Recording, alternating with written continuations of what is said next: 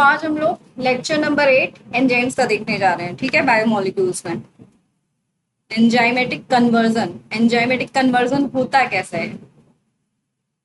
Enzymatic conversion मतलब कि enzyme कैसे किसी और चीज में चेंज हो रहा है। ठीक है, how do enzyme brings about such high rates of chemical conversion. कैसे एंजाइम जो है इतने हाई रेट पर केमिकल कन्वर्जन करवा रहा है, उसके लिए एक्टिव साइट नहीं होगी तो क्या एंजाइमेटिक कन्वर्जन हो सकता है?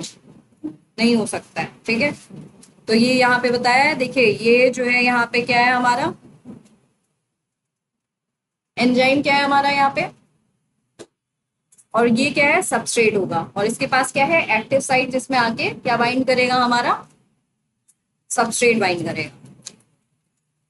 केमिकल और molecule conversion refers to a reaction A plus B is equal to AB। ये तो आपको पता ही होगा, है ना। Chemical which is converted into product, ऐसा केमिकल जो कि प्रोडक्ट में कन्वर्ट होता है उसको हम सबस्ट्रेट बोलते हैं।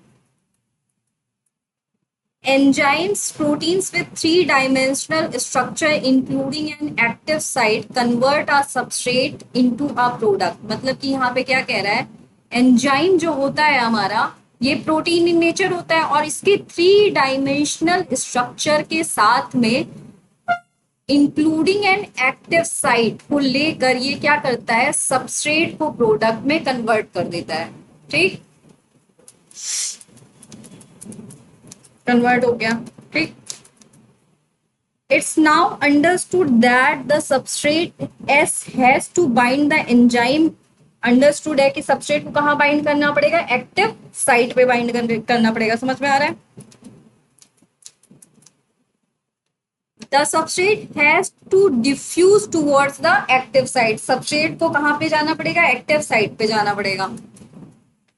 सो देयर इज एन, इस वजह से कौन सा कॉम्प्लेक्स बनता है, जो मैंने बताया था उस दिन, ES कॉम्प्लेक्स बनता है, जिसको हम एंजाइम सबस्ट्रेट कॉम्प्लेक्स कहते हैं। और इस पर डायरेक्टली क्वेश्चन आता है कि ES हमारा परमानेंट क्या कहते हैं, कॉम्प्लेक्स जो फॉर्म होता है वो है कि ट्रांजिएंट कॉम्प्लेक्स है। तो ये क्या होगा, परमानेंट नहीं होता है, ट्रांजिएंट मतलब कुछ टाइम के लिए टेम्परेरी कॉम्प्लेक्स होता है, जो कि लास्ट में, इसके बाद ये एंजाइम प्रोडक्ट कॉम्प्लेक्स में चेंज होता है। फिर उसके बाद E+P मतलब प्रोडक्ट निकाल देता है और एंजाइम अनचेंज निकल जाता है। इतनी बात क्लियर है? क्लियर है, क्लियर है। ही स्टैंड्स फॉर एंजाइम पता ही हुआ है आप लोगों को इतना तो।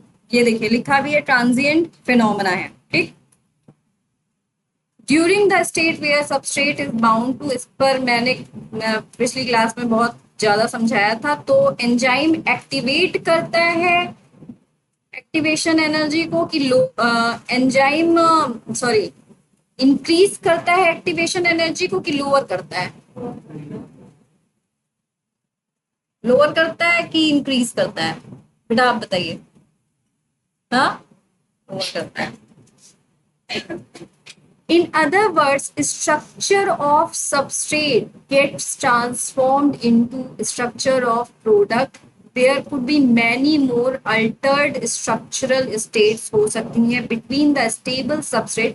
मतलब ये कह रहा है स्टेबल सबस्ट्रेट से लेकर स्टेबल प्रोडक्ट तक बनने के बीच में बहुत सारे स्ट्रक्चरल स्टेट्स आते हैं। लाइक ES कॉम्प्लेक्स हो गया आपका, EP बनता है पहले बीच में, फिर उसके बाद लास्ट में कन्वर्ट होके क्या आता है हमारे पास, एंजाइम प्लस प्रोडक्ट, क्योंकि एंजाइम अनअल्टर्ड रहना चाहिए और प्रोडक्ट तो हमें चाहिए ही चाहिए। ठीक है, pathway of this transformation must go through transition state structure। Stability is something related to energy status of the molecule. कोई भी मॉलिक्यूल है तो उसकी जब एनर्जी ऑप्टिमम होगी तभी तो वो स्टेबल कहा जाएगा। तो ये कह रहा है कि stability is something related to energy status of molecule. Clear है यहाँ तक सभी लोगों को? इसको कितने लोगों ने ड्रॉ किया था और कितने लोगों को समझ में आ गया था? ये समझ में आ गया है ना? ठीक, next. The difference between average energy content of S that of this transition is called activation energy। मतलब ये क्या कह रहा है, कि ऐसा difference between average energy content of substrate end of this transition state, उसको हम क्या कहते हैं, एक्टिवेशन एनर्जी। इसको नोट डाउन कर लीजिए, इंपॉर्टेंट है। Enzyme eventually brings down this energy barrier making the transition of S2P। ये तो बहुत ईजी है कि सबस्ट्रेट से प्रोडक्ट बन रहा है, उसके लिए एंजाइम की नीड है, और एक्टिवेशन एनर्जी को क्या हो रहा है यहाँ पे, लोअर कर रहा है हमारा एंजाइम।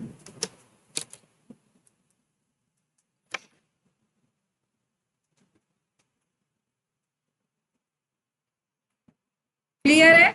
वॉइस क्लियर है?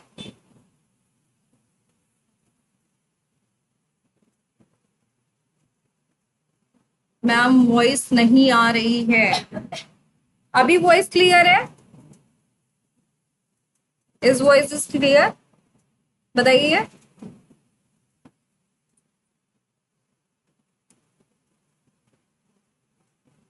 वॉइस क्लियर है? Okay, thank you.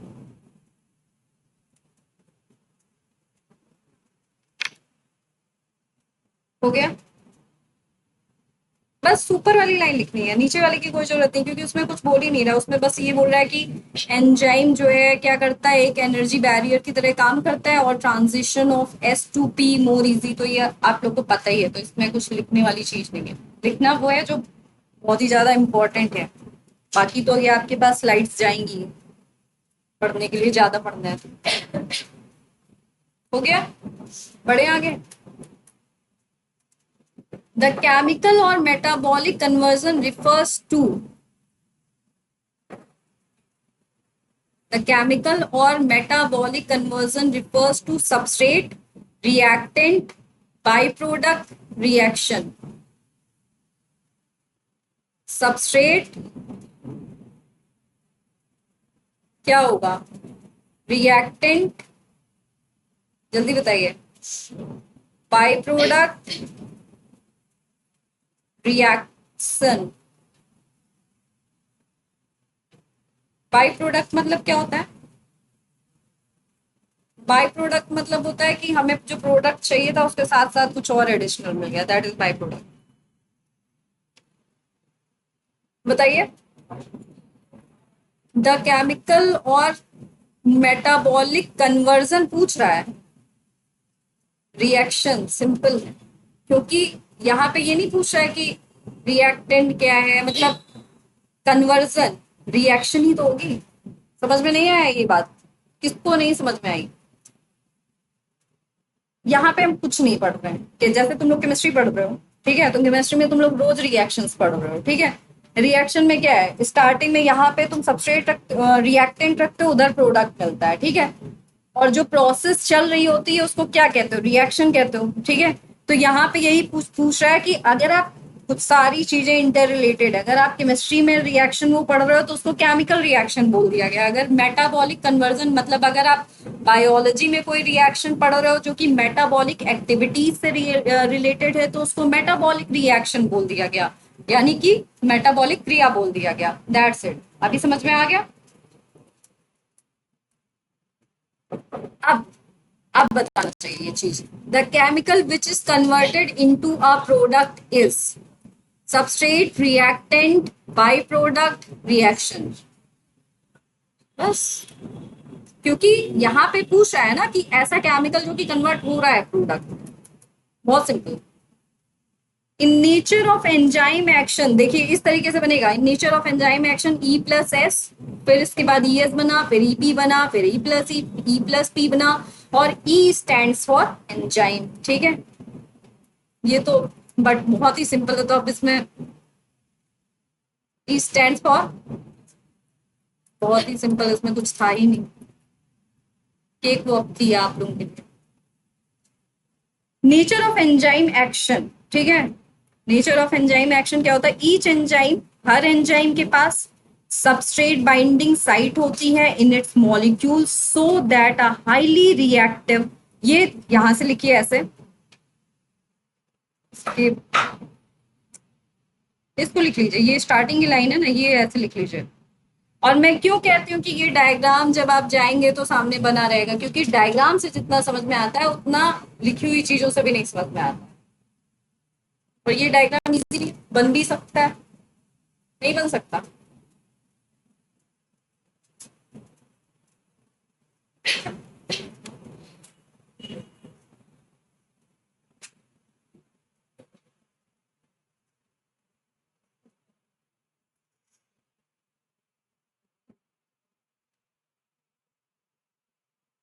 मतलब यहाँ पे सिर्फ इतनी चीज हो रही है, एंजाइम सबस्ट्रेट से रिएक्ट कर रहा है और हमारा एंजाइम और अच्छा, आप लोग ने ये वाला एरो, ठीक है, ये वाला एरो और इस एरो में डिफरेंस क्या होता है?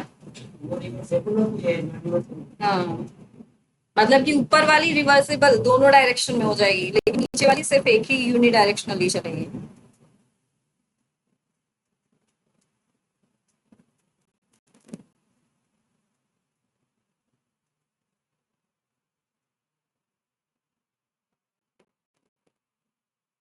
हो गया?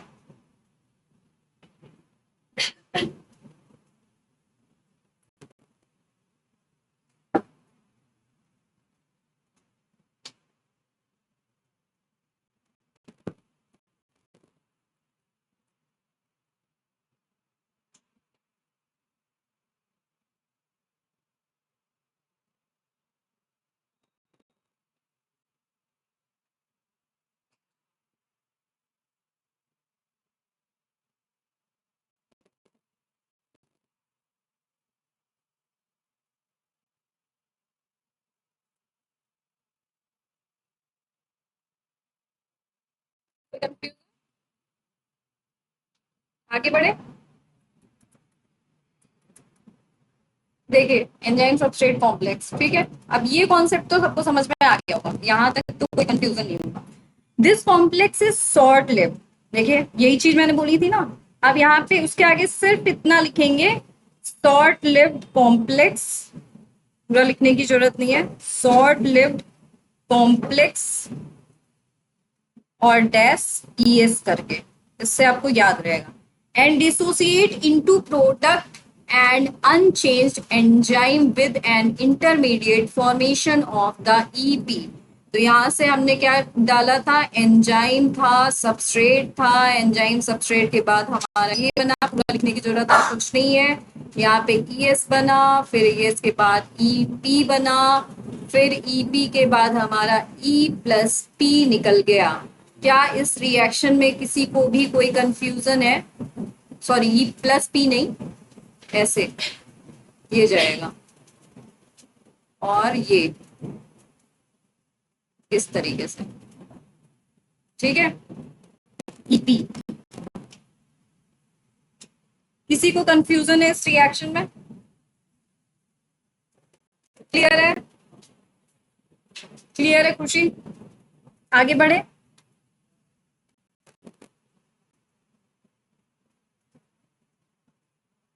कुछ पूरा नहीं नोट करना है इसमें, बस इतनी चीजें, जितनी जितनी चीजें जहां मैं बोलूंगी पूरा नोट करना है, वहीं पे पूरा नोट करेंगे आप लोग, ठीक है। एंजाइम सबस्ट्रेट कॉम्प्लेक्स हो गया, dissociate into product, the for अब यहाँ से चीजें शुरू हुई, ठीक है। इसके लिए दो मॉडल्स दिए गए, लॉक एंड की मॉडल दिया गया और इंड्यूस्ड फिट मॉडल दिया गया, ठीक है। The formation of the ES complex is essential for catalysis, ठीक है, मतलब ये बनना बहुत ही जरूरी है, किसके लिए, कैटालिसिस के लिए, ठीक है। Formation of ES complex has been explained, ये आपको डायरेक्टली याद रखना पड़ेगा क्योंकि इस पे डायरेक्टली क्वेश्चन बनता है कि लॉक एंड की मॉडल कौन से साइंटिस्ट ने दिया था हमारे, और इंड्यूस्ड फिट हमारा किसने दिया था, तो एमिल फिशर ने क्या दिया था, लॉक एंड की मॉडल। इतना क्लियर है? लॉक एंड की मॉडल का क्या था कि जो हमारा एंजाइम है वो लॉक की तरह बिहेव करेगा और सबस्ट्रेट की तरह बिहेव करेगा, मतलब कि स्पेसिफिक होना चाहिए, ठीक है। तो यहाँ पे इन्होंने ये तो कह दिया कि एकदम स्पेसिफिक होगा, लेकिन ये नहीं बता रहे कि थोड़ा तो जैसे मॉडिफिकेशन होगा ना, तो इससे भी बेस्ट जो एक्सेप्टेबल था वो कौन सा एक्सेप्टेबल हुआ, induced fit model. Induced fit hypothesis, ये डायग्राम दोनों तो नहीं बना पाएंगे आप, ये वाला बना लीजिएगा, ठीक है। इंड्यूस्ड फिट हाइपोथेसिस किसने दी, इंड्यूस्ड फिट हाइपोथेसिस दी है डेनियल ई कोस्टलैंड जी ने, ठीक है। इन्होंने क्या दिखाया है यहाँ पे, ये देखिए आप लोग, ये हमारा सबस्ट्रेट है, ये हमारा substrate entering active site of enzyme, enzyme हो गया, एक्टिव साइट हो गया, और इसमें क्या आके बाइंड कर रहा है, सबस्ट्रेट आके बाइंड कर रहा है। एंजाइम सबस्ट्रेट कॉम्प्लेक्स बन गया, enzyme changes shape slightly as substrate binds. मतलब क्या कह रहा है कि जो हमारा एंजाइम है वो क्या चेंज कर ले रहा है, अपना शेप, जैसे ही सबस्ट्रेट बाइंड कर रहा है, ठीक। उसकी वजह से क्या हुआ, अब हमारा एंजाइम प्रोडक्ट कॉम्प्लेक्स बना, और लास्ट में प्रोडक्ट ने लीव कर दिया एक्टिव साइट ऑफ एंजाइम, ठीक। बेसिकली ये है कि यहाँ पे ये चीज बताया गया कि थोड़ी सी फ्लेक्सिबिलिटी है, वहां पे उन्होंने बस एकदम बताया है कि स्पेसिफिसिटी है, तो इस मॉडल को थोड़ा सा ज्यादा एक्सेप्ट किया गया, क्योंकि कोई भी चीज आके बाइंड कर रही है, फिर बाइंड करने के बाद अभी यहाँ पे क्या होगा, अगर इस चीज को नहीं एक्सेप्ट किया गया होता तो अभी यहाँ पे इनहिबिटर भी आके बाइंड करेगा, जब आप आगे पढ़ोगे तो भी जो है क्या होता है, शेप चेंज होता है, इसलिए इस मॉडल को ज्यादा एक्सेप्ट किया गया। समझ में आ गई ये बात, समझ में आ गई। तो ये डायग्राम आप लोग बना लीजिएगा, ऐसे ही वीडियो से देख के आगे बढ़ते हैं। ये देखिए डेनियल ई कोस्टलैंड जी हैं, याद रहेंगे आप लोग को। अच्छा, तुम लोग कैसे साइंटिस्ट के नेम याद करते हो, जैसे कुछ न्यूमोनिक्स से याद करते हो कि, क्योंकि अभी तो बहुत सारे साइंटिस्ट हो जाएंगे, तो याद कैसे करते हो डायरेक्टली? इसको याद ऐसे कर सकते हो, देखो मैं यहां से तुम्हें बताती हूँ। फिस गई की से लॉक को भूलने, आप इसको इमेजिन भी कर लो, कभी भूलोगे? फिस गई की से लॉक को खोलने, इमेजिन कर लो, कभी भूलोगे एमिल फिशर? याद हो गया? इसी तरीके से याद करना है, याद करने वाली चीजें इस तरीके से याद की जाती है, और दो चीजें होती हैं, देखो जहां पे भी आपको याद रटने वाली चीज है ना, वहां पे आपको क्या करना है, एक इमेजिनेशन बनानी है, और एक उसको कुछ ऐसे अतरंगा टाइप का करके याद कर लेना है, क्योंकि बहुत सारे साइंटिस्ट हैं और डायरेक्टली साइंटिस्ट पे भी क्वेश्चन आते हैं, ठीक। आगे बढ़े, क्या नोट कर रहे हो भाई यहाँ पे तुम लोग? बस लॉक एंड की मॉडल, एमिल फिशर, काम खत्म। ये तो हम बताइए, ये तो तुम लोग के दिमाग में अभी तक हो जाना चाहिए, हो गया। कोस्टलैंड का बना के तुम लोग दिखाओगे हमें, थोड़ा तो बनाने से तुम ही लोगों का फायदा है, अपने खुद से बनाओगे तो और अच्छे से याद रहेगा, हम तो बना देंगे तो उसको भी तो रटना ही पड़ेगा, तब भी हम बना देंगे, ऐसा कुछ नहीं है। The catalytic cycle of an enzyme action can be described in the following step में describe करा जा सकता है कि कैसे कैसे एंजाइम का एक्शन हो रहा है, इस साइकिल को हम डिस्क्राइब करने जा रहे हैं।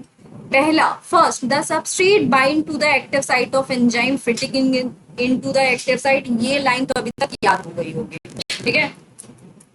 The binding of the substrate, जब सबस्ट्रेट ने बाइंड किया तो क्या किया, इंड्यूस किया एंजाइम को कि आप अपने शेप को अल्टर कर लीजिए, वही इंड्यूस फिट मॉडल में कैसे कैटालिसिस हो रही है ये बता रहे हैं।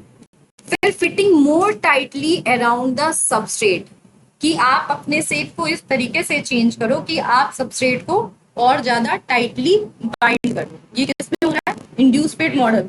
जबकि फिशर जी ने क्या कहा, स्पेसिफिक है लॉक एंड की की तरह, वो जाके स्पेसिफिक बाइंड हो गया, वहां पे शेप चेंज और ये सारी चीजें उन्होंने डिस्क्राइब नहीं करी। The active site of an enzyme now in close proximity, अब क्या हुआ, अच्छा ये एक्टिव साइट मतलब तुम लोग क्या समझ रहे हो, थोड़ा सा मेरे को बताओगे, जैसे कि एंजाइम है, प्रोटीन इन नेचर है, एक्टिव साइट है, तो एक्टिव साइट में ऐसा क्या पाया जा रहा होगा जिससे जाके ये बाइंड कर रहे होंगे सबस्ट्रेट, सोच रहे हो इस चीज को? प्रोटीन है तो किससे मिलकर बने होंगे, अमाइनो एसिड से मिलकर बने होंगे, तो ये जाके इनके लिए सोचो, यहाँ पे भी क्या होता है, स्पेसिफिक अमाइनो एसिड्स होते हैं हर सबस्ट्रेट के लिए, तो उनसे जाके बाइंड कर रहे हैं कहाँ पे, एक्टिव साइट में, ठीक है। The active site of an enzyme now in close proximity, मतलब उसके बहुत पास आ जाता है, the chemical bonds of the substrate and new enzyme product complex is form, मतलब कि केमिकल बॉन्ड फॉर्म हो जाता है सबस्ट्रेट और न्यू एंजाइम प्रोडक्ट कॉम्प्लेक्स बन जाता है। ठीक, एंजाइम सबस्ट्रेट था, फिर एंजाइम प्रोडक्ट। अब क्या हुआ, लास्ट में एंजाइम रिलीज कर देता है product of the reaction and the free enzyme is ready to bind another.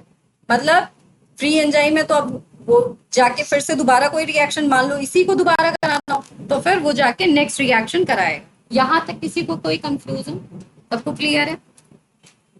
Enzyme substrate complex is long lived, very short lived, very long lived, short lived, short lived. Lock and key hypothesis is explained by, अब जैसे पूछेंगे वही बताएगा, sir J C Bose, Emil Fischer, Antonie van Leeuwenhoek, Daniel E कॉस्टलैंड।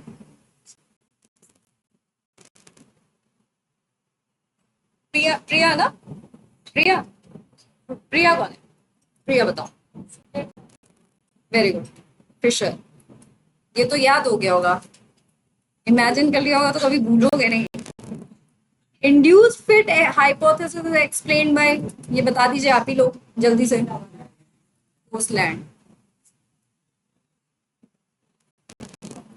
आप इसको ऐसे याद कर सकते हो, देखो कोशिका ने लैंड पे जाके कुछ चीजों को इंड्यूस कर दिया, कोशिका ने लैंड पे जाके कुछ चीजों को इंड्यूस कर दिया। जिनको नहीं याद होता उनके लिए, जैसे मुझे भी बहुत याद करने वाली चीजें नहीं याद होती तो मैं ऐसे ही याद करती हूँ।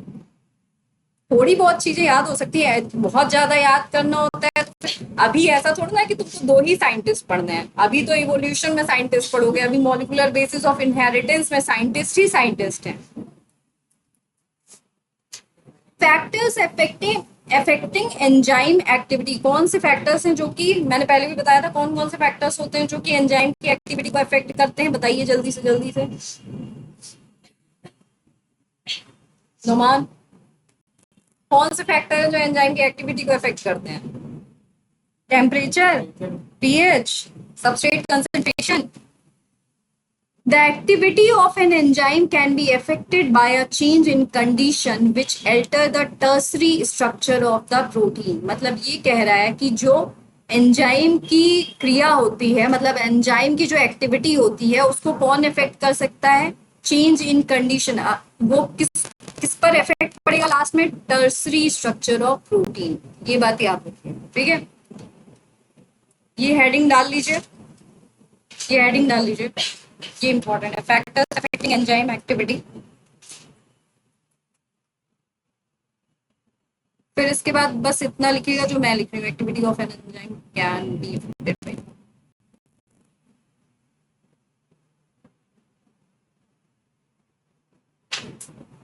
Activity of enzyme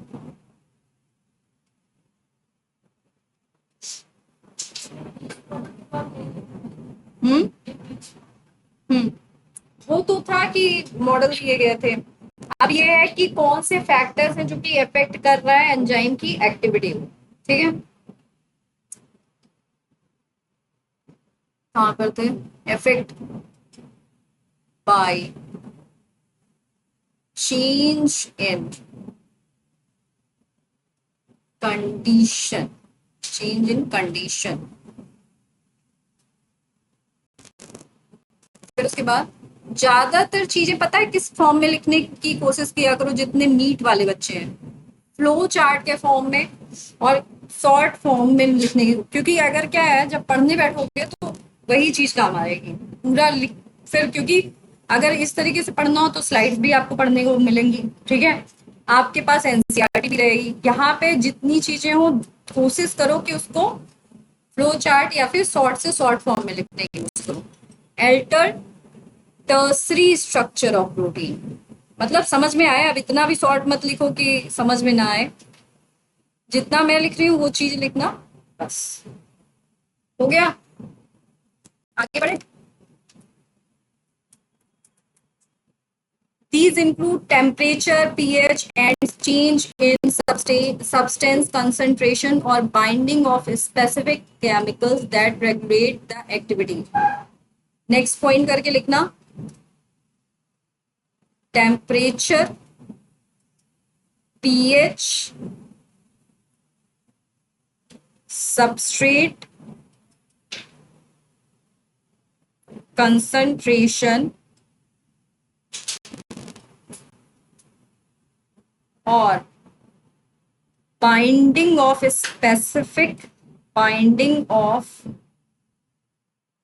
specific chemicals, inhibitors भी लिख सकते हो, स्पेसिफिक केमिकल्स भी लिख सकते हो, specific chemicals regulate enzyme activity, regulate enzyme activity, enzyme activity. हो गया?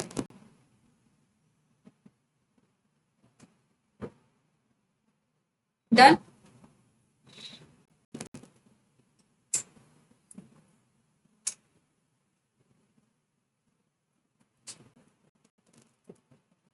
क्लियर है?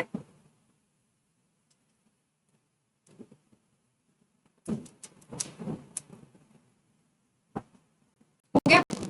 आगे बढ़े?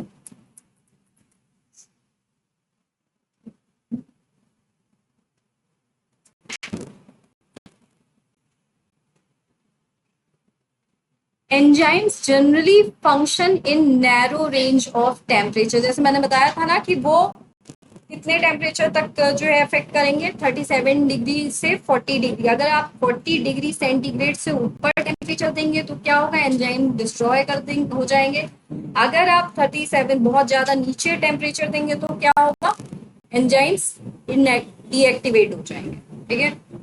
Enzymes generally function in narrow range of temperature and pH पे वर्क करते हैं। ठीक है? ये देखिए यहाँ पे लिखा हुआ है, ये डायग्राम बना लीजिएगा, वेरी इंपॉर्टेंट। डायरेक्टली ये इस तरीके से आ भी सकता है, पूछ भी सकता है।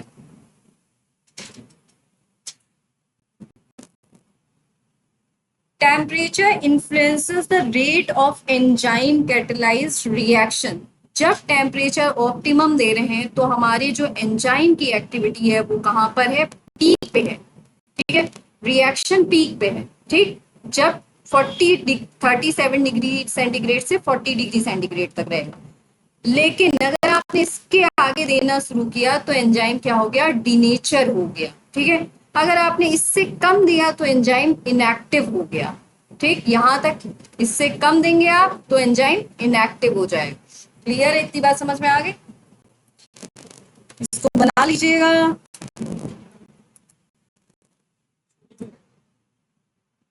इसमें क्या लिख रहे हो अभी, इसमें लिखने वाला वीडियो से बना ले, वीडियो से बना ले, बना लो, जल्दी बनाओ।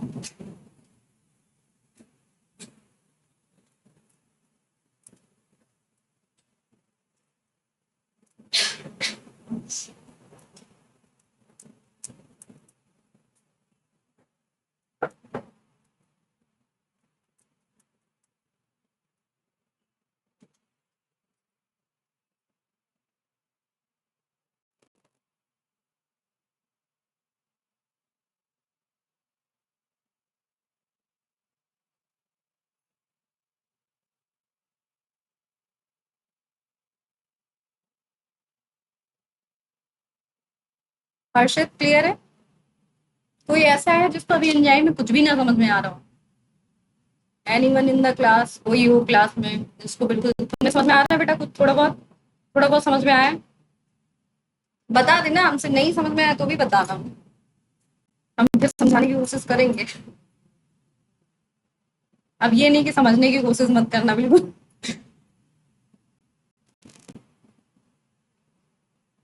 आगे बढ़े। Each enzyme shows its highest activity at a particular temperature and pH called the optimum temperature and pH। यहां से आपको सिर्फ इतना नोट करना है कि एंजाइम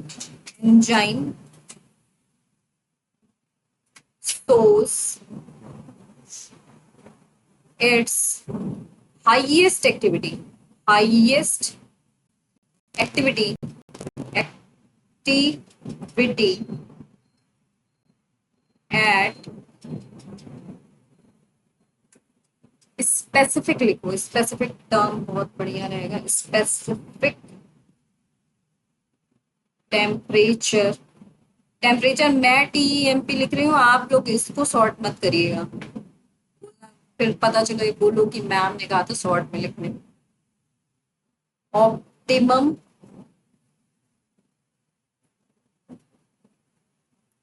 टेम्परेचर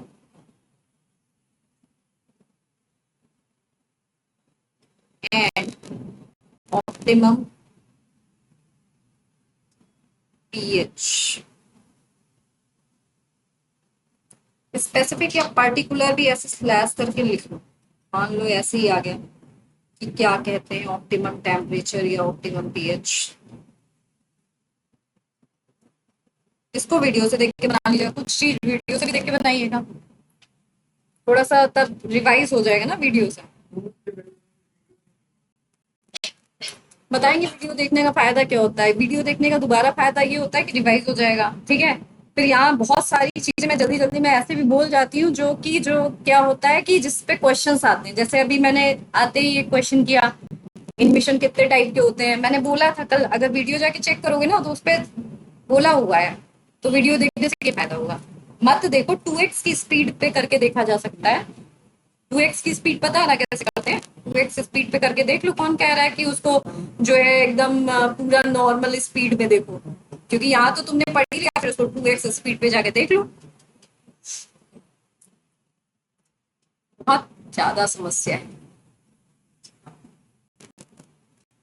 ये चीज लिख लीजिए।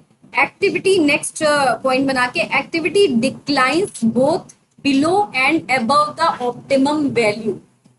मैं यहाँ पे लिख दे रही हूँ, यहाँ से लिखे एक्टिविटी, एक्टिविटी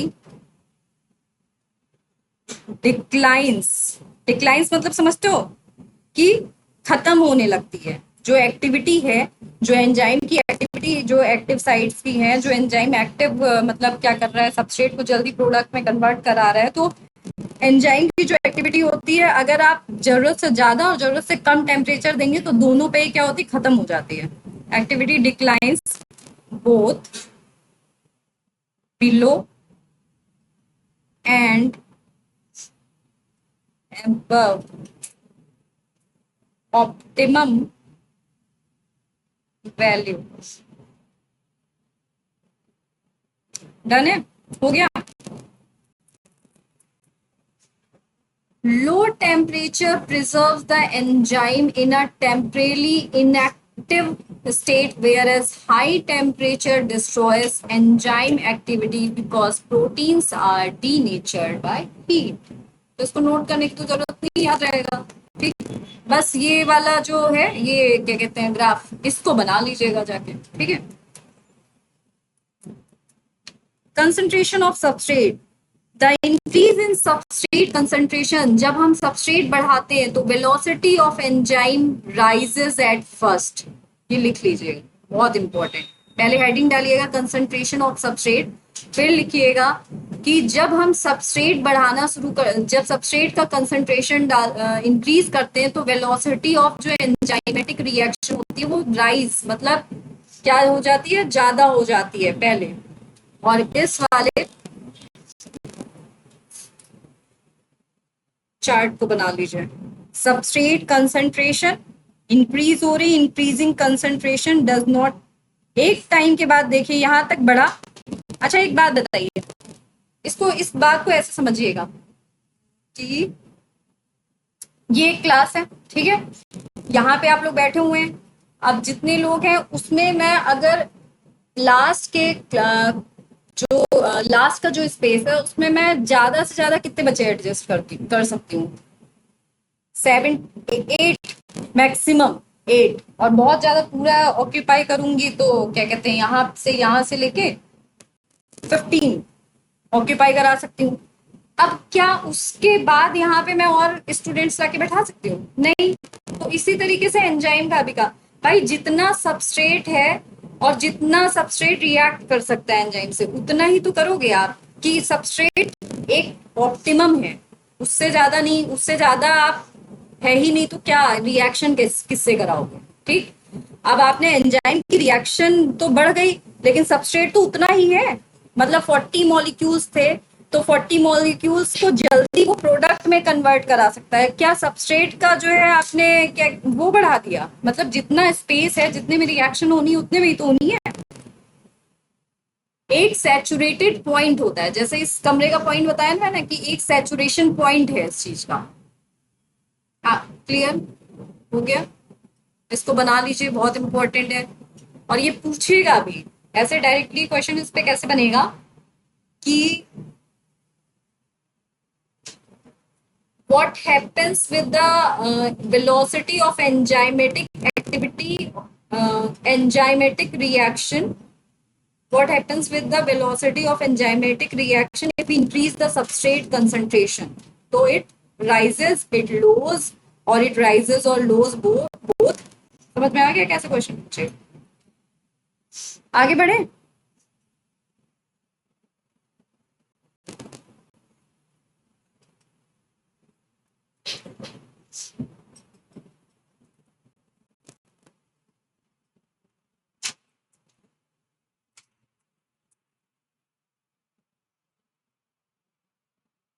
हो गया? स्पीड में करो तुम लोग। The reaction ultimately reaches a maximum velocity. एक maximum velocity पर पहुंचने के बाद क्या होगा? चीजें स्टेबल हो जाएंगी, उसके बाद चीजें नहीं बढ़ेंगी। फिर ये देखिए लिखा हुआ है, substrate concentration required to cause half the maximal reaction rate is termed as Michaelis Menten constant. इसको नोट डाउन कर लीजिए, बहुत इंपॉर्टेंट, कि सबस्ट्रेट की जो कंसंट्रेशन होनी चाहिए वो इतनी required to cause half the maximum reaction rate, जहां पर जो मैक्सिमम रेट है उसका हाफ कंसंट्रेशन हो सबस्ट्रेट का, उसको हम क्या बोलते हैं? Michaelis Menten constant. इसको ऐसे लिखेगा, हम बता रहे हैं, एक मिनट। सबस्ट्रेट कंसंट्रेशन रिक्वायर बस इतना, require for half maximal reaction rate, half maximal reaction rate, उसको हम कहते हैं के एम आपको याद होना चाहिए हर टाइम कि इसको हम माइकलिस मेंटन कांस्टेंट कहते हैं। ठीक है, ऑप्शन दे दिया, Michaelis Menten constant is, option में के कैट, के टर्नओवर नंबर, और ऐसे करके 4। तो आपको पता होना चाहिए कि माइकलिस मेंटन कांस्टेंट क्या होता है। और ऐसी सबस्ट्रेट कंसंट्रेशन जहां पे जो रिएक्शन वेलोसिटी है वो उसकी क्या हो? हाफ हो। उस कंसंट्रेशन को, उस सबस्ट्रेट कंसंट्रेशन को हम क्या बोलेंगे? के एम। ठीक है, Michaelis Menten constant.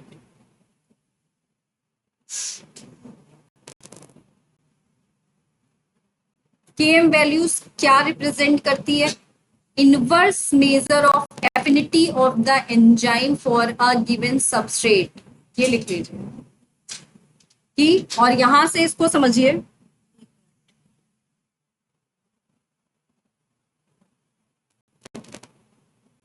Substrate concentration, ठीक है, केएम।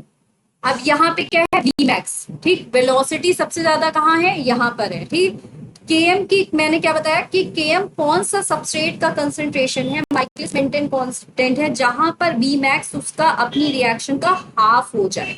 ठीक, तो इसी को हम क्या कहते हैं? के एम कहते हैं। क्लियर है इतनी बात? तो इसको बना लीजिएगा, ये बहुत ज्यादा इंपॉर्टेंट है। फिर उसके बाद कह रहा है K M value represent inverse measure of the affinity of enzyme for a given substrate. मतलब कि सबस्ट्रेट की और एंजाइम की एफिनिटी कितनी है, इसका के एम क्या है? इनवर्स है। ठीक, बेसिकली आपको जो इसमें याद रखने वाली बात है, जो इंपॉर्टेंट है, वो ये है कि के एम क्या होता है? जब हमारी वेलोसिटी हाफ मैक्सिमम पे हो तो उस टाइम जो सबस्ट्रेट की कंसंट्रेशन है उसी को क्या बोलते हैं? हम के एम बोलते हैं। और उसको डिनोट, मतलब के एम है क्या? Michaelis Menten constant. ठीक,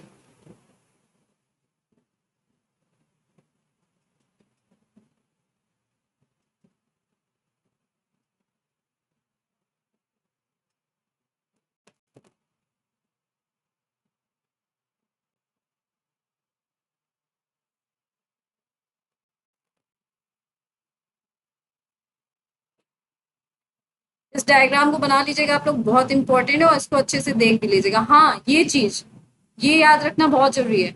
V इज इक्वल टू क्या होता है, V मैक्स एस के एम प्लस एस। ये किसने दिया था, माइकलिस मेंटन प्लॉट है ये, ठीक है।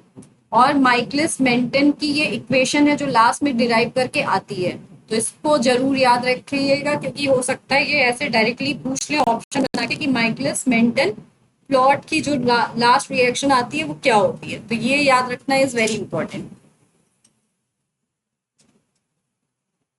ये जितनी इजी इक्वेशन आपको ये दिख रही है, पूरा डेरिवेशन है जो डिराइव करा जाता है, लेकिन आपके सिलेबस में नहीं है इतना, तो आप खुश रहिए। आपको बस इतना जानना है कि Km क्या होता है और माइकलिस मेंटन कांस्टेंट तक है। इनहिबिशन आया, वेरी इंपॉर्टेंट, ठीक है। यहां से बहुत सारे क्वेश्चन आएंगे। When binding of the chemical, जो तुम कह रहे थे ना कि लोअर क्यों, मतलब वहां पे नहीं कह रहे थे कि बाइंड करेगा तो क्यों कम नहीं हो रहा है, मतलब डिक्रीज भी तो कर सकता है एंजाइम, नहीं, तो वहां पे क्या होता है हमेशा, binding of the chemical stop enzyme activity, the process is called inhibition and the chemical is called an inhibitor. इसको इस तरीके से समझो कि मान लो कि तुम पढ़ाई कर रहे हो, ठीक है, तुम बहुत ही ध्यान से पढ़ाई कर रहे हो, और कोई दोस्त आया तुम्हारा कह रहा है अरे नहीं पढ़ो वढ़ो मत, चलो कहीं घूमने चलते हैं, ठीक है, तो क्या हुआ, तुम्हारी पढ़ाई वहीं पे इनहिबिट हो गई। समझ में आ रहा है, तुम क्या कर रहे थे, तुम अपना काम कर रहे थे, तो एंजाइम अपना काम कर रहा होता है एकदम सही से, लेकिन अगर इनहिबिटर आ गया तो एंजाइम एक्टिविटी क्या हो जाती है, खत्म हो जाती है। तो वही कह रहा है कि इस हेडिंग को डाल दीजिए, वेरी इंपॉर्टेंट, इनहिबिशन, और यहां से बस इतना लिखिएगा, binding binding of the chemical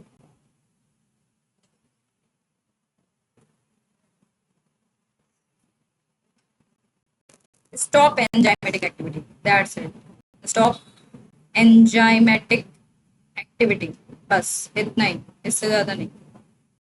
बस इतना पता होना चाहिए कि इनहिबिटर है, नाम से ही पता चल रहा है, तो वो क्या कर रहा होगा, एंजाइम को जाके इनहिबिट करके रिएक्शन में चेंजेस कर रहा होगा, दैट्स इट।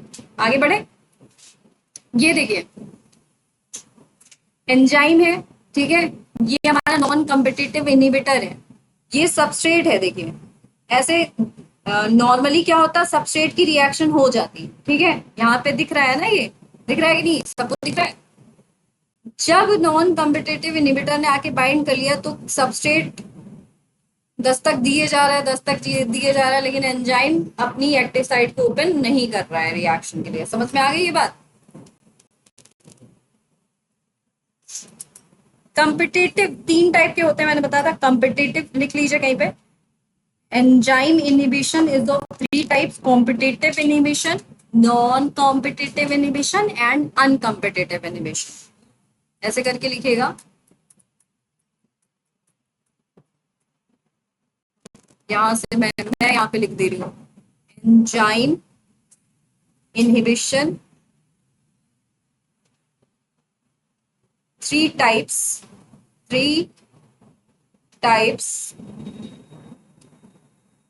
competitive,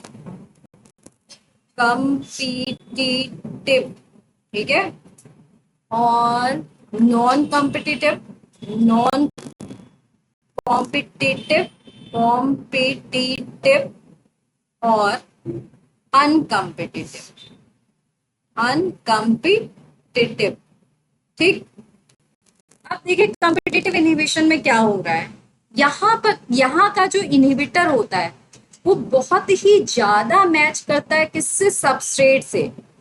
इस वजह से ये क्या कर देता है, इनहिबिट कर देता है active site of the enzyme and it is known as competitive inhibition. ये देखिए यहाँ पे इनहिबिटर है, सबस्ट्रेट है, ठीक है, इनहिबिटर सबस्ट्रेट, एकदम कॉम्पिटिशन, मतलब कि क्या होता है कि मान लीजिए कोई इनहिबिटर है या केमिकल मॉलिक्यूल है, वो बहुत ज्यादा क्लोजली रिजेंबल करेगा किससे, हमारा सबस्ट्रेट से, ठीक है। तो इसीलिए यहाँ पे क्या होता है, हमारा एंजाइम सबस्ट्रेट की जगह इनहिबिटर बाइंड कर जाता है। इतनी बात ठीक है, समझ में आई नहीं? देखते जाओ, पहली स्लाइड में नहीं समझ में आएगा, अभी समझ में आएगा। ये यहाँ पे देखो, क्या सबस्ट्रेट बाइंड कर पा रहा है? तो यहां से हमारा जो कॉम्प्लेक्स बना वो कौन सा बना? ई आई। ये केस होता है हमारा किसका? किसका? कॉम्पिटिटिव इनिबिशन का। तो अब क्वेश्चन यहाँ पे ऐसे भी बन के आ सकता है कि इसमें कौन सा कॉम्प्लेक्स फॉर्म हुआ। समझ में आ गया? ये देखिए, इंपॉर्टेंट क्वेश्चन बनेगा यहां से, इसको बना लीजिए। ई प्लस एस, नॉर्मल क्या हो रहा था? ये हो रहा था, ठीक है। जब इनहिबिटर आता है किस केस में? कंपिटिटिव इनहिबिशन के केस में जब इनहिबिटर आता है तो रिएक्शन क्या हो गई? ई आई हो गई। और डायरेक्ट क्वेश्चन ऐसे पूछता है कि ई आई फॉर्म्स इन ऑप्शन में competitive inhibition, non competitive inhibition, uncompetitive inhibition, competitive and non competitive both. समझ में आ गया क्वेश्चन कैसा है?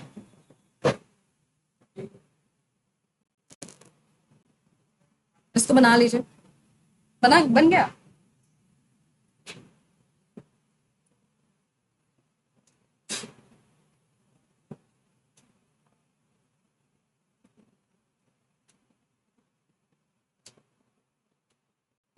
नहीं समझ में आया नुमान?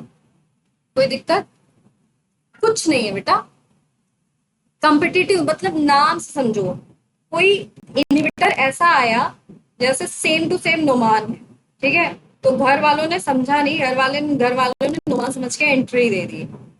अब नोमान की तरह वो खाना वाना खा रहा है घर का, ठीक है। और यही क्या है? कॉम्पिटिटिव मतलब जो इनहिबिटर होता है वो बहुत ज्यादा यहाँ पे इस केस में कॉम्पिटिटिव इनहिबिशन के केस में सेम टू सेम रिजेंबल कर रहा होता है। किससे? किससे? सबस्ट्रेट से। नोमान क्या है अपने घर के लिए? सबस्ट्रेट है। और वहां पे कोई दूसरा तुम्हारी तरह तुम्हारा एकदम सेम टू सेम कॉपी जो पहुंचा वो क्या है? इनहिबिटर है। क्या वो तुम्हारे घर के लिए अच्छा करेगा? Next, due to this close, देखो यहाँ पे लिखा भी है, close structural similarity with the substrate, the inhibitor competes with the substrate for substrate binding site of the enzyme। मुझे नहीं लगता इस पॉइंट को लिखने की जरूरत है, क्योंकि समझ में आ गया होगा तुम लोग को। यहाँ पे सिर्फ इतना कह रहा है, इतनी क्लोज मतलब इतना ज्यादा जैसे नुमान की तरह सेम टू सेम दूसरा नुमान का कॉपी आ जाए, ठीक है, या फिर सोनू की तरह सेम टू सेम दूसरा सोनू कॉपी आ जाए, तो पहचानना क्या हो जाएगा? मुश्किल हो जाएगा। बात समझ में आई? तो वही कह रहा है कि कॉम्पिटिटिव इनहिबिशन के केस में क्या होता है, ये जो क्लोज स्ट्रक्चरल सिमिलैरिटी जो सबस्ट्रेट और हमारे जो इनहिबिटर की होगी इतनी ज्यादा होगी कि जो है इनहिबिटर कंपीट कर जाएगा किससे? सबस्ट्रेट से, कि मैं बाइंड करूंगा, और एंजाइम जो जिसको सबस्ट्रेट से बाइंड होना होता वो उससे बाइंड ही नहीं करेगा। क्लियर? कंपटीशन बहुत ज्यादा है कॉम्पिटिटिव में। कंसिक्वेंटली क्वेश्चन यहां से भी आएगा, consequently the substrate can not bind and as a result the enzyme action declines. ये डायरेक्टली ऐसे ग्राफ बना के दे दिया जाएगा और आपसे पूछा जाएगा, बताइए competitive inhibition, non competitive inhibition की अनकॉम्पिटिटिव इनहिबिशन। समझ गए आप? देखिए यहां पे क्या था, देखिए सबस्ट्रेट की कंसंट्रेशन, रिएक्शन की रेट, इनहिबिटर यहाँ पे प्रेजेंट है, यहाँ पे क्या है? इनहिबिटर एब्सेंट है। जब इनहिबिटर एब्सेंट है तो रिएक्शन रेट क्या जा रही थी? ऊपर जा रही थी, जा रही है ना रिएक्शन रेट ऊपर। जब इनहिबिटर प्रेजेंट है तो क्या हुआ? रिएक्शन रेट घट गई। तो ये तुमसे डायरेक्ट कैसे बना के देगा और पूछेगा, बताइए कि ये अनकम्पिटिटिव इनहिबिशन का ग्राफ है, कि ये नॉन कम्पिटिटिव इनहिबिशन का ग्राफ है, कि ये कॉम्पिटिटिव इनहिबिशन। और एक और कॉम्बिनेशन बना के दे देगा, दो के भी कॉम्बिनेशन बना के दे सकता है। तो ग्राफ याद होना इज वेरी इंपॉर्टेंट। और वो याद क्या होना है, वो ऐसे थोड़ा सा दिमाग लगाओगे कि भाई इनहिबिटर आया तो रिएक्शन रेट क्या हो जाएगी? घट जाएगी, क्योंकि कॉम्पिटिटिव था। पीछे आ गया, ठीक? क्लियर है? आगे बढ़े, इसको बना लीजिएगा ग्राफ, ये बहुत ज्यादा इंपॉर्टेंट, इसको बना लीजिएगा, ठीक?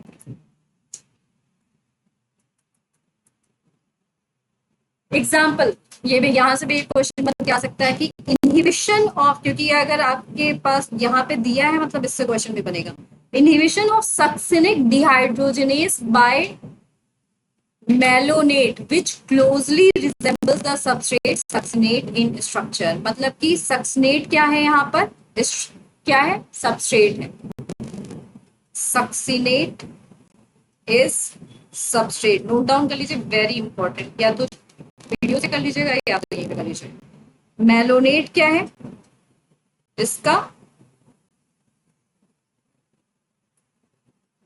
इनहिबिटर।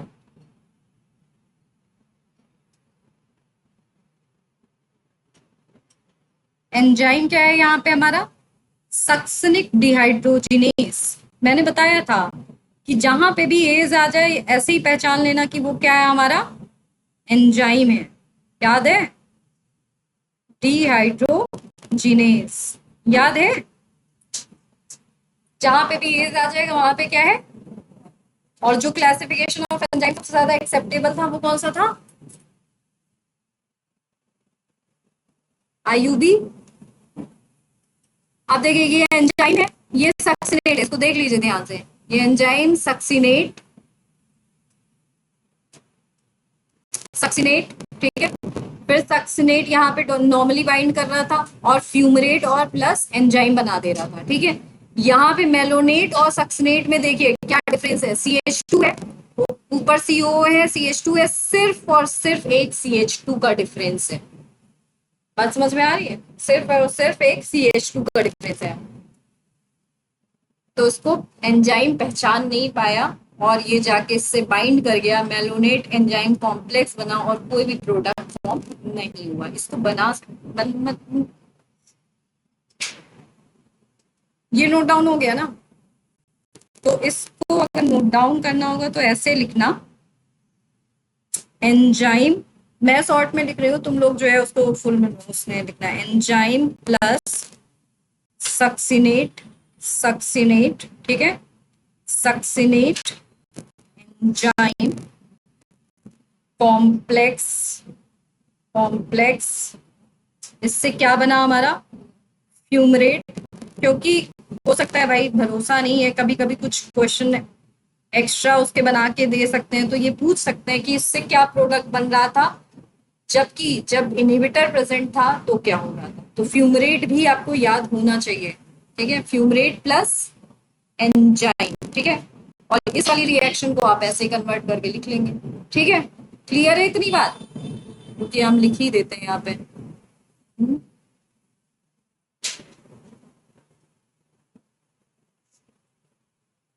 एंजाइम, इसको ऐसे लिखना, एंजाइम प्लस मेलोनेट, मेलोनेट